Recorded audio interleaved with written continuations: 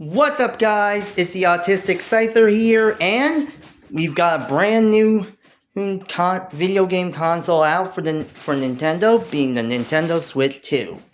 And while there's a lot of people that are having issues with it, honestly, I don't have one since, I don't have a Nintendo Switch 2. So, yeah. Nintendo, if you want to sponsor me, I'm right here. Just saying. Anyway, what better way to talk about video games than to basically talk about the previous console, the Nintendo Switch 1. And honestly, I'm gonna take a look at my top 10 favorite Nintendo Switch games. And to be eligible for this list, these have to be games I've played or owned, either one way or another. So, yeah, without further ado, let's get started. Number 10, we have Octopath Traveler. Alright, one thing you guys should know about me is I love RPGs. Anything that has to do with playing a role and fighting through a campaign of sorts is something I love. And honestly, Octopath Traveler, when it was released, I was so excited to see that because you get to play as one of 8 characters. That being said, it really allowed me to spend a lot of time playing it, and was enough to keep me busy during 2020. That being said, Rufus was one of the harder bosses I couldn't get past, and I wish I was able to get past that. I'm mad at myself. Speaking of which, moving on at number 9, we have Mario plus Rabbids Kingdom Battle. This, again, speaking of games I've never played before, I've never played an XCOM title, but I like a lot of Mario games, and when Mario plus Rabbids Kingdom Battle was released, and I first saw notice of that, I was like, this is an interesting game, might as well play it. And honestly, I actually played through it. Even got my own copy and played through it. I mean, it has the perfect amount of challenge. It's really solid. And seeing Mario characters and the Rabbids team up really does say a lot. My one gripe is the fact that I couldn't beat Mega Bowser without a guide. Yeah, he's that difficult. Maybe when I'll possibly find a way to get Mario plus Rabbids Sparks of Hope, and, well, we'll find out how I enjoy that. Only time will tell. Moving on next at number 8, we have, for what it's worth,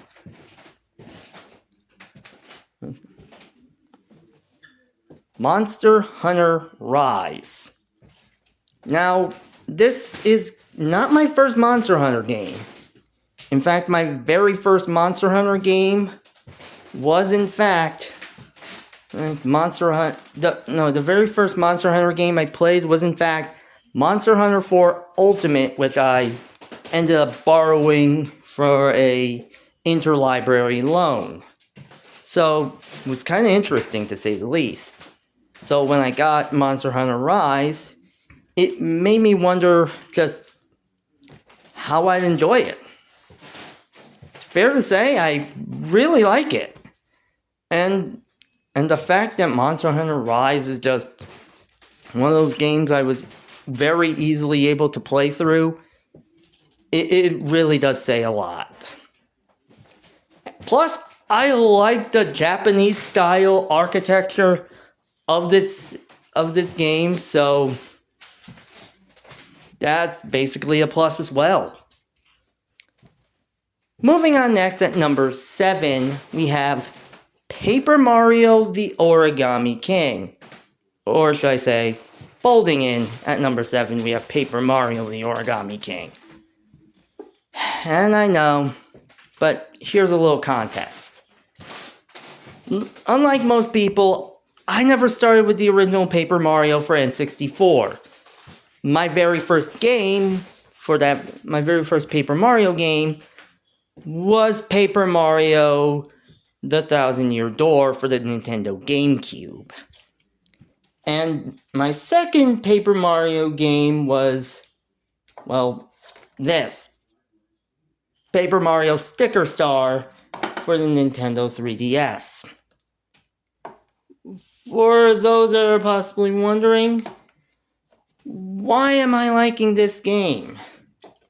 Well, besides it being the third game, I really like the style and how everything looked in it.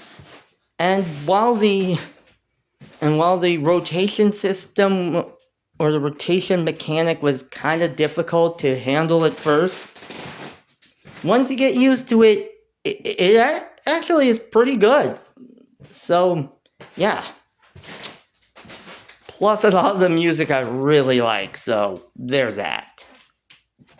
Moving on next at number 6, we have Pokemon Sword and Shield.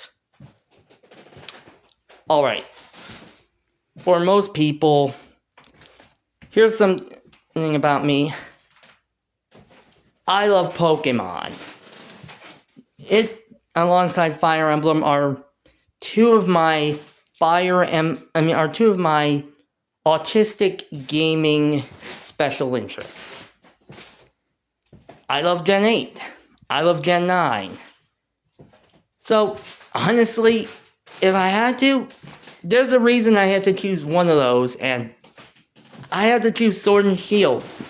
Not only were these two games the first games I ever bought on launch, but I was excited to see an England-based region. In fact, before this game was released, I basically created my own Pokemon region based on England. And as soon as I heard Game Freak was making this, I wanted to see how they did it. And in fairness, they did not disappoint. They did a really good bang-up job with this. That's all I gotta say. Moving on next, at number 5, we have Legend of Zelda Breath of the Wild. Now, I know you're possibly wondering, but wait, why is Breath of the Wild at number 5 and not at number 1? Well, here's something. This was a recent purchase, like last year. So, I didn't have much of an experience with this game as much as anyone. But when the trailers for Breath of the Wild were released, I was kind of interested in it. And as soon as I first saw them, I was like, whoa, that is pretty cool. And the fact it took me this long to buy Breath of the Wild, it's honestly surprising. In fact, it could be downright criminal that I haven't bought this game like any earlier. But in all fairness, the entirety of Hyrule thus far, that I played through thus far, is beautiful. The shrines, on the other hand, are just a perfect addition to the world of Zelda as a whole. And while I'm still in the Zora's domain, honestly, I don't think they could have done any better. If I had played Tears of the Kingdom, who knows, maybe my opinion would have changed. But for now, Breath of the Wild at number 5. Moving on next at number 4, we have Mario Kart 8. Honestly, when it comes to the Mario Kart franchise, I have a very interesting relationship with this game. In fairness, how can I even say much of anything? But honestly, I started playing Mario Kart thanks to my cousins who had Mario Kart 64 on the Nintendo 64, and they let me borrow it, to having Mario Kart Double Dash on my GameCube, and then later Mario Kart DS on my Nintendo DS. So, essentially, 8 Deluxe was one of the few times that basically allowed me to play through this entire game. And honestly, I really do enjoy it. In fact, I have to say some of my favorite Mario Kart tracks are from 8 Deluxe. I mean, you got Electrodrome, you got Hyrule Circuit, Sunshine Airport. You know what? Maybe I'll save this for a top 10 Mario Kart tracks. Who knows? Let me know if you want to see that. Moving on next at number 3, we have, honestly, it has to be Super Mario Odyssey. I got a lot of surprises here, but the fact that Super Mario Odyssey was one of the first games I got for my Nintendo Switch really does say a lot. But you gotta admit, this game is kind of interesting, as I've played through a lot of Super Mario games in my lifetime. Heck, it wasn't until Super Mario 3D All-Stars that I got a chance to play through Super Mario Galaxy for the first time. But honestly, this game was pretty good. Plus, the capture mechanic is one of my favorite things in the Mario franchise, and I honestly want to see something just like this in any new 3D Mario title. Please, Nintendo, make it happen. Moving on next at number 2, we have Fire Emblem Three Houses. Another surprise, but again, autistic gaming special interest.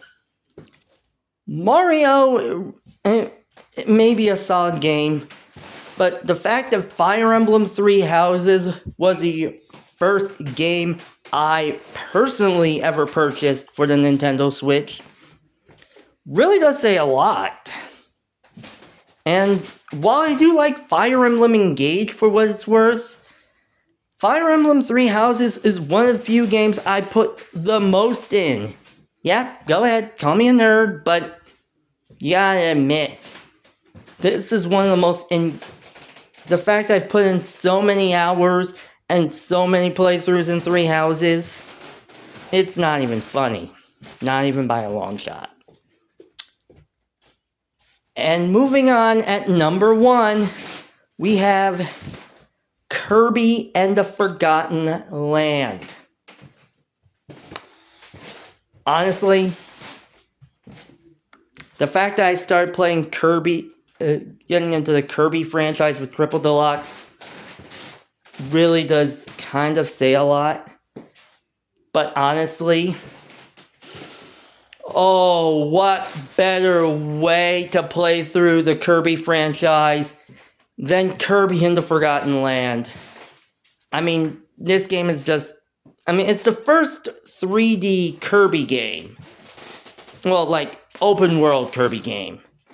And honestly, I really enjoy it. Even when the first trailer came out, I basically was like, okay, this is good. This is good. And honestly, I wasn't disappointed. I enjoyed it a lot. I played through the entire game. If I do get a Nintendo Switch 2, I might get the one with the Nintendo Switch 2 style, like, story in it.